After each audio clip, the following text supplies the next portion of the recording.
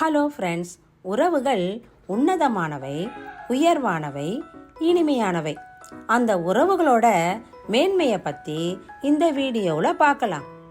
உறவுகள் பல வகை இருக்கு ஃப்ரெண்ட்ஸ். அது என்னன்னா, நெருங்கிய உறவு, தூரத்து சொந்தம், அண்டை உறவு, சொந்த உறவு, கல்யாணமாகி வந்த உறவு, இரத்த உறவு, பந்தபாச உறவு. நாம் எப்போவுமே உறவுகளோட ஒட்டி வாழணும் ஃப்ரெண்ட்ஸ். உறவை முறிச்சு வாழறவன் சொர்க்கத்தில் நுழைய மாட்டான்னு நான் சொல்லலை ஃப்ரெண்ட்ஸ், நபிகள் நாயகம் சொல்கிறாரே.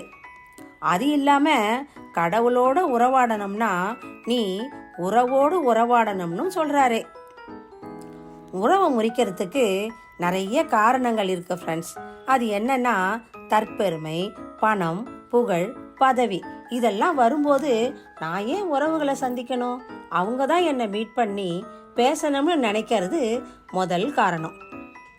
ரெண்டாவது, உறவுகள் நம்ம தேடி வரும்போது உதாசீனத்தோடும் வரவேற்காமல் உபசரிக்காமல் இருக்கிறது ரெண்டாவது காரணம்.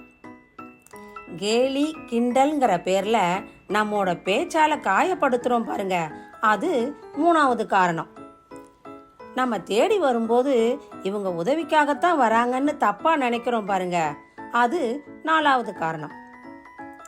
சகிப்புத்தன்மை குறையிறது உறவுகளோட வருகையை குறைச்சிடுமே, இது அஞ்சாவது காரணம்.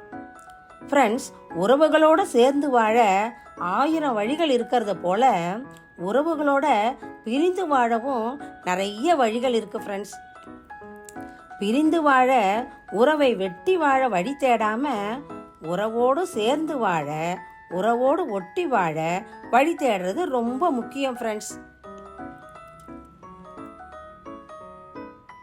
ஃப்ரெண்ட்ஸ், இந்த வீடியோ பிடிச்சிச்சுன்னா லைக் பண்ணுங்க, ஷேர் பண்ணுங்க, சப்ஸ்கிரைப் பண்ணுங்க. தேங்க்யூ.